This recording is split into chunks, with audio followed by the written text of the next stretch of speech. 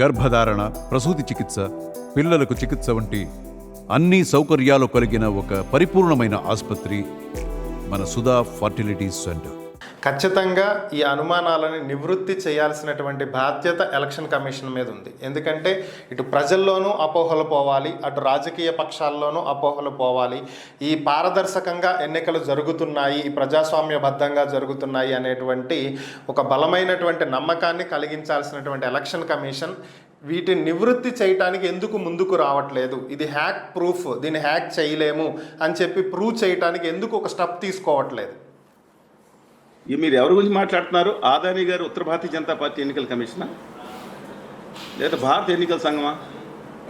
మన క్రితంసారి ఈ గౌరవ ఎన్నికల చీఫ్ కమిషనర్ ఎందుకు రాజీనామా చేశారు?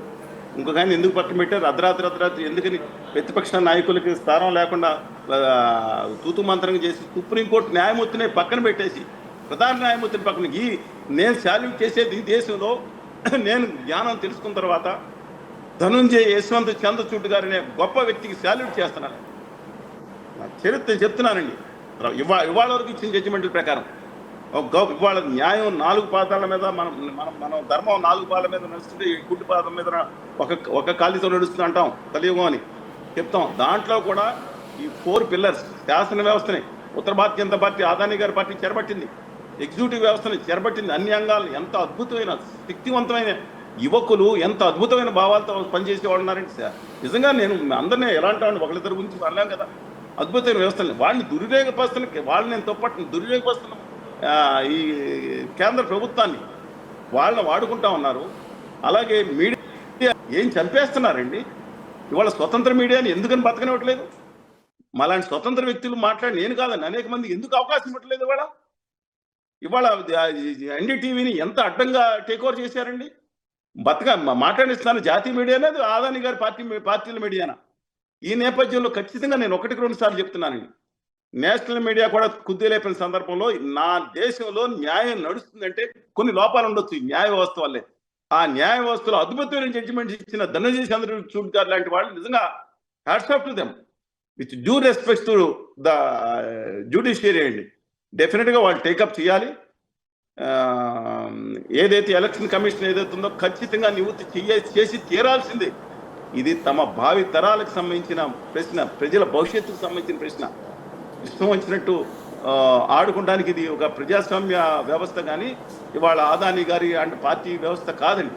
వాళ్ళకి అనుకూలంగా ఉండే వాళ్ళని ఈ రాష్ట్రాల్లో పెంచుతూ వాళ్ళ మీద తగులు పెడుతూ తెలుగు జాతి బిడ్డల్ని ఢిల్లీలో తన పాదాల దగ్గరికి రప్పించుకునే ఢిల్లీ పాదుషాలన్న వ్యవస్థ ఇవాళ ఎవరన్నా కావాలని ఆంధ్రప్రదేశ్ నేను చెప్తున్నాను.